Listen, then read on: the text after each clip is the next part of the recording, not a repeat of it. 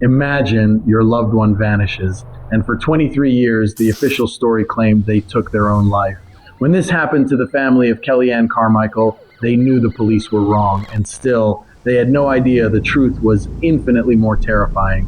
Now, a quarter of a century later, a grim discovery on a mountainside might finally prove them right, and possibly expose some of Australia's most elusive serial killers. What really happened that day in the Blue Mountains? The Blue Mountains, a place just outside of Sydney, are famous for drawing travelers in with their stunning beauty. But this place has a more troubled side. People vanish here, and some who wander into this wilderness go missing under suspicious circumstances. And so, in April of 2024, one of the oldest and coldest mysteries of these mountains suddenly resurfaced. April 30th, a police unit arrives in the Blue Mountains near the town of Katoomba. To outsiders, it looked like a routine training exercise, and the true purpose of the operation was kept a closely guarded secret. A team of specialists began their descent down a steep cliff face. And there, on a ledge, an officer spotted something that would instantly change the course of the entire case: human bones. The discovery was made in a location so remote that it took specialists nearly a month to plan the operation and carefully recover all the fragments. From there, the painstaking work of forensic experts began. They conducted a DNA analysis and compared the data against a national database of all missing persons. And soon, the result confirmed the worst fears, while at the same time offering a glimmer of hope for an answer.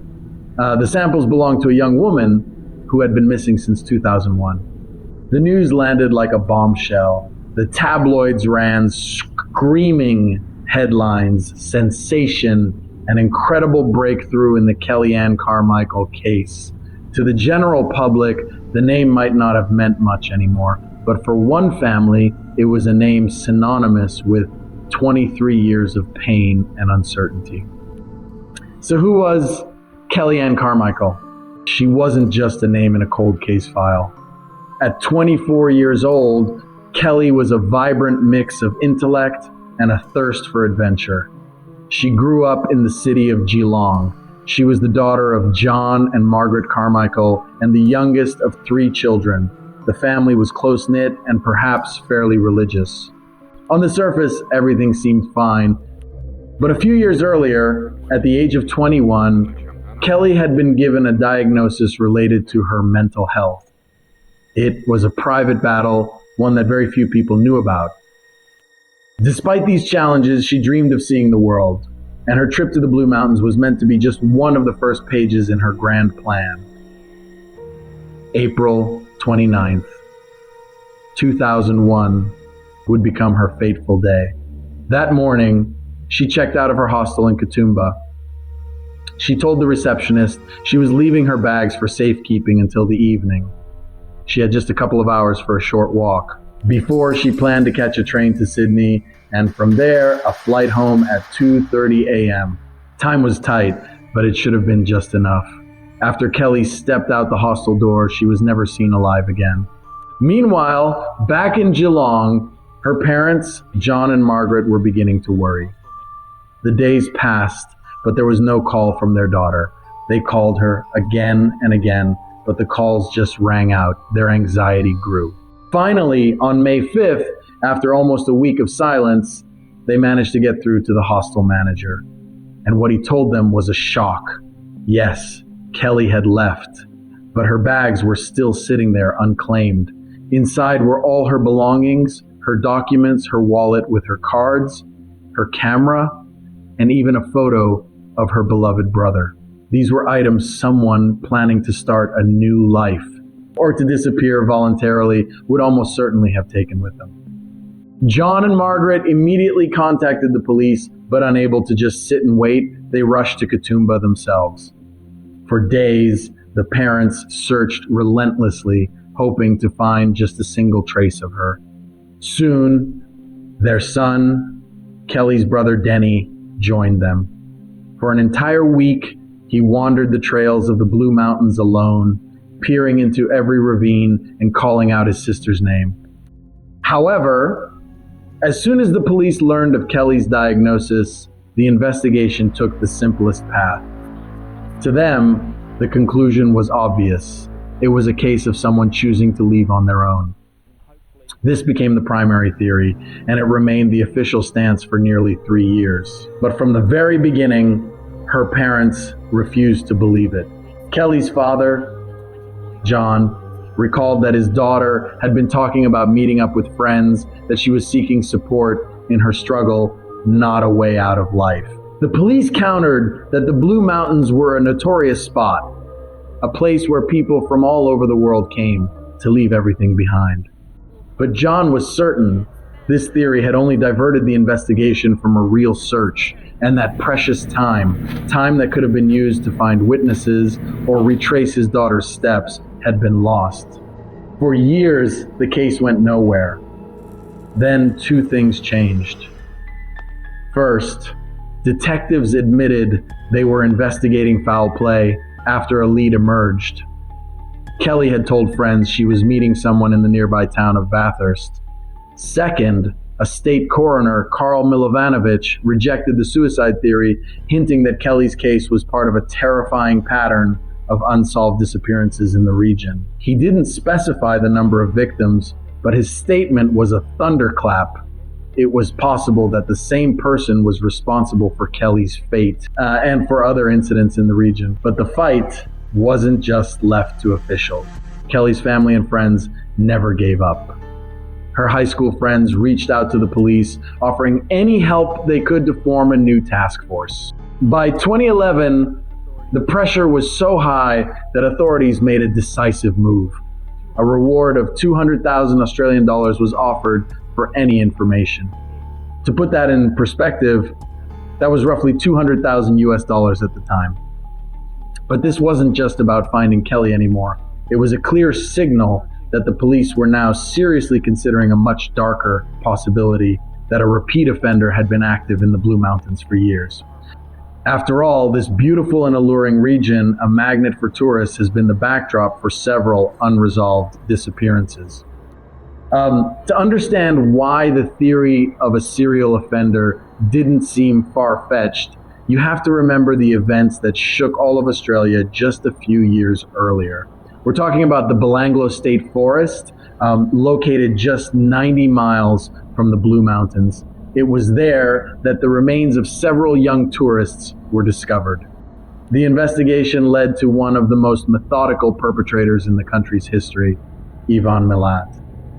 Officially, his conviction was related to the cases of 7 young tourists who went missing in the area. According to the prosecution, his method involved offering rides to travelers.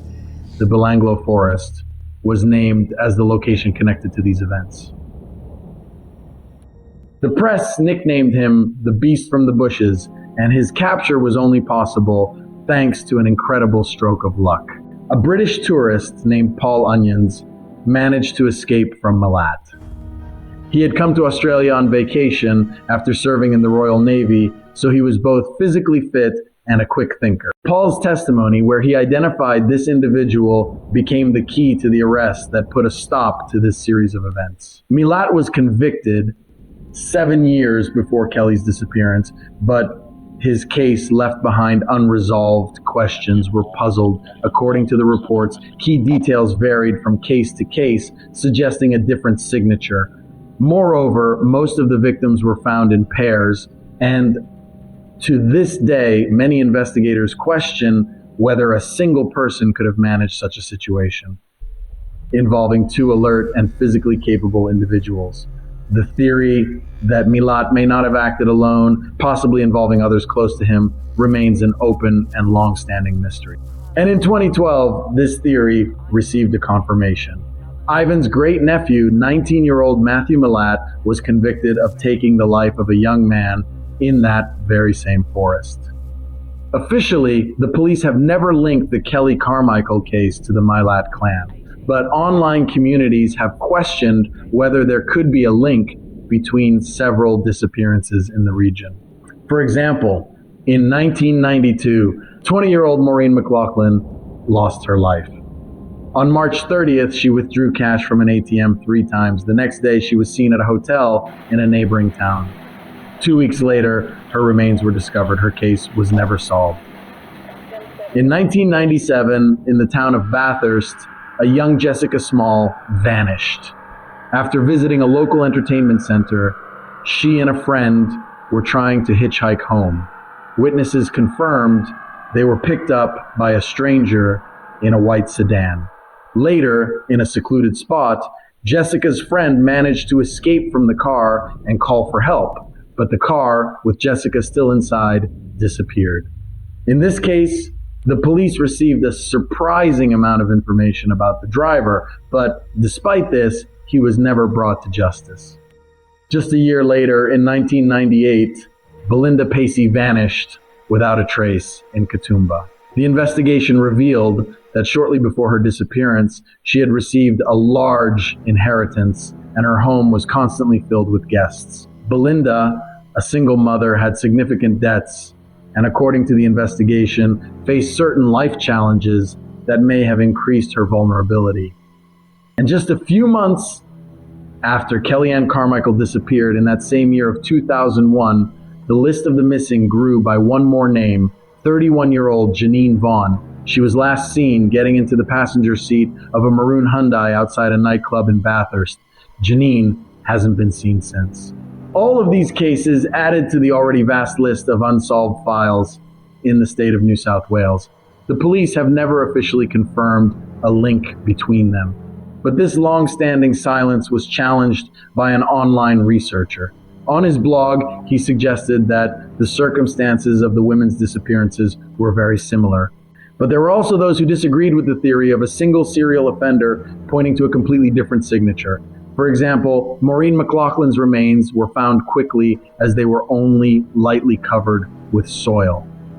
But Kelly's remains were so expertly hidden that they couldn't be found for 23 years. Could the same perpetrator really operate in such different ways? And so, Kelly's parents just wait until the police seriously consider the possibility of a pattern. One question will continue to echo. Could these cases share certain similarities, or are they simply tragic events that remain unresolved? Let us know your thoughts in the comments below.